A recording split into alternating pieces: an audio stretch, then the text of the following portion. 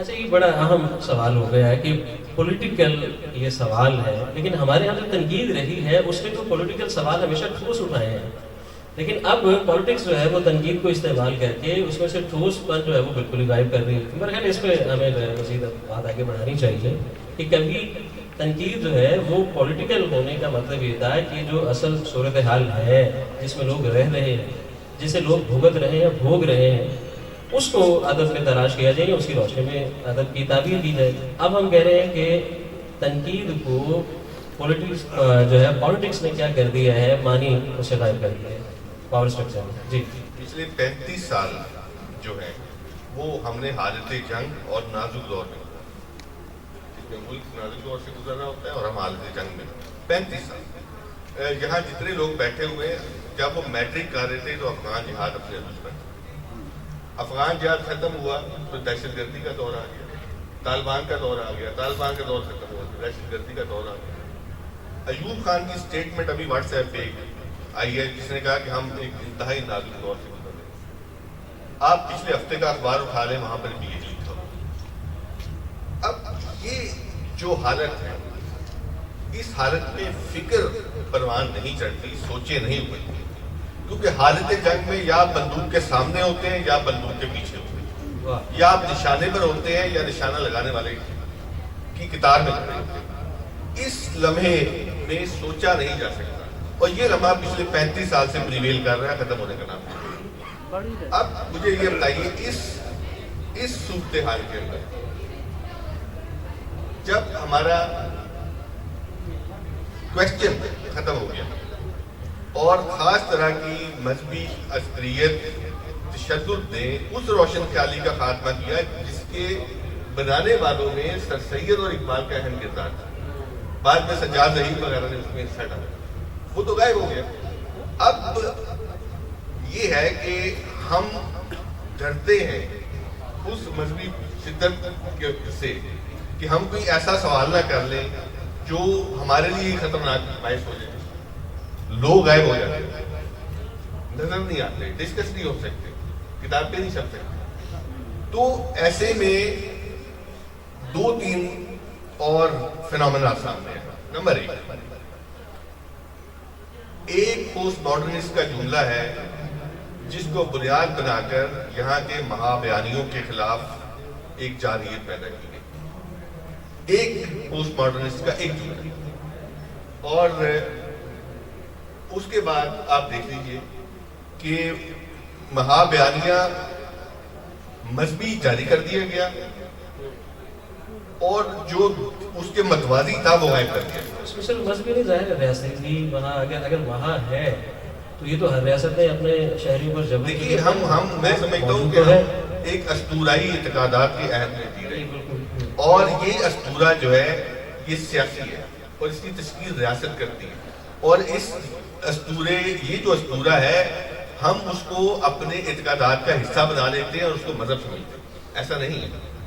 لہذا آپ دیکھ لیجیے فیض آباد کے دھرنے سے لے کر پیچھے تک جو صورتحال ہے اس میں ایک فیکٹر اور سامنے آیا جہاں مہابانیوں والا مسئلہ ہے کہ اسی دوران جو آزاد نقاد تھا وہ غائب ہوا. آزاد نقاد غائب ہوا اور اس کی جگہ پر HEC کے نقاد نے لی، یونیورسٹی کے پروفیسر نے لی، ملازم پیشہ نقاد نے لی، جس کے مفادات، جس کی ACR، جس کی انکریمنٹ جڑی ہوئی تھی ان کے ساتھ. لہٰذا آج آپ دیکھ لیجیے آپ کو یا HEC اپرووڈ رسالے کی میں آرٹیکل ملتے ہیں جو شدید خوردبینوں کی نظر میں ہوتے ہیں، یا آپ کو جو کتابیں نظر آتی ہیں جو MPhil کے تھیسس ہیں، یا آپ کو طالب علموں کے اسائنمنٹس نظر آتی ہیں. آزاد جو نقاد جو یونیورسٹی سے نہیں جڑا ہوا تھا وہ غائب ہوا. لہٰذا آج آپ دیکھ لیجیے کانفرنسیں ہوتی ہیں، سیمینار ہوتے ہیں اور بڑے بڑے ناموں کے ساتھ ہوتے ہیں. گلوبلائزیشن سے تو ہم نیچے آتے نہیں، اور اتنی بڑی فنڈنگ ہوتی ہے تنقید اور تحقیق کے نام پر اور نکلتا کچھ نہیں. کوئی پوائنٹ آف ویو نہ اسٹوڈنٹ کا ہم بنا پا رہے ہیں، نہ اپنا بنا پا رہے ہیں، نہ ہم کوئی رائے عامہ تشکیل دے پا رہے ہیں. تو میں یہ سمجھتا ہوں کہ یہ وہ سینیریو ہے جس کے اندر نقاد کی آواز غائب ہو گئی، دبا دی گئی. اگر ہم اس पोजीशन को रियलाइज नहीं कर पा रहे हैं तो हम बात को आगे नहीं चला सकते। उसमें डॉक्टर साहब देखिए आपने बड़ा खूबसूरती से जोड़ दिया है मुआश के साथ। अब बात यह है कि आज़ाद नक्काद क्या ख़ला में पैदा हो सकता है, क्या सवाल की सकाफत के बगैर। हमारे दोस्त हैं डॉक्टर साजिद जवेद पढ़ाते हैं, उनका एक जुमला है, मैं आपके सामने आपकी नज़र करता हूँ कि जहाँ सवाल ही पैदा नहीं होता हम गलती से वहाँ पैदा हो गए।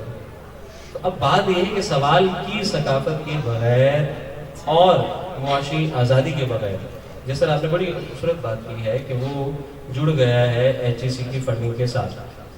पहले भी मुदर्रिस नकात थे, असली साहब खुद पढ़ाते रहे हैं, लेकिन सवाल ये है उस वक्त भी फारूकी साहब ने भी लिखा है वो मुदर्रिस नहीं है, तो मुदर्रिस नकातों को बहुत अच्छा नहीं समझा जाता था शुरू से ही।